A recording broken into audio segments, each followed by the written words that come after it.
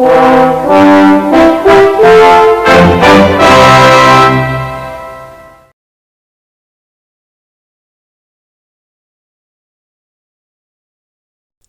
and welcome. In this episode we take a look at something that is still with us but not around as much as it used to be, and that is the good old-fashioned destination blind. Now obviously if you're running a bus service you need to be able to tell passengers where you are going. Originally with the old horse and carriage mail coach, this was in the form of a board with the destination painted on it. These were destination boards. The early buses and charabancs kept up this tradition, but these boards were to prove rather cumbersome when the bus served several destinations at once. Eastern counties tried hinged enamel signs on the front of their buses that flipped over to reveal different destinations. This was known as a tin Bible. And while it was slightly more practical than the destination board, it still had its setbacks.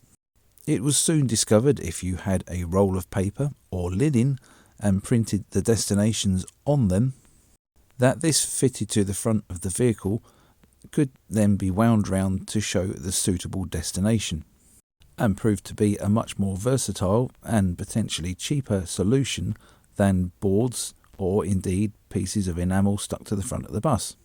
However, destination boards hadn't yet completely had their day, as they were still fitted to the side of some coaches right up until the 1960s.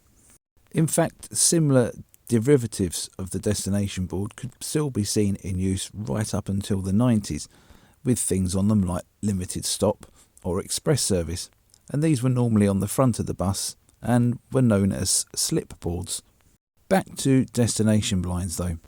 These have been printed on all sorts of material, from paper through to linen and through to a plasticky material called Tyvek. And for many decades these were used on not only buses, but they were used on trolleybuses, trams and even trains. While London Transport and a few other operators favoured having the number blind printed on the destination blind on some of their vehicles, the majority of provincial operators had a separate numerical blind, and this was fitted to a 3 or 4 track display. This made the vehicles very versatile because then they could run on any route number to any destination. And if you happen to have a standard size destination blind across the whole country, when you sold the vehicle it was a case of the new operator just putting in a new destination blind. But was there a standard destination layout? Well, probably the closest thing that's come to it was the Tilling and National Bus Company displays, but even they had their variations.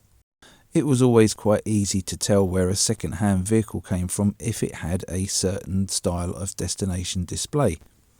The Scottish Bus Group favoured a triangular design. West Midlands and Bristol Omnibus liked a 4-track numerical blind, while Greater Manchester liked their number, their via points and their ultimate destination all in separate boxes. But it's not to say that these weren't changed by subsequent operators.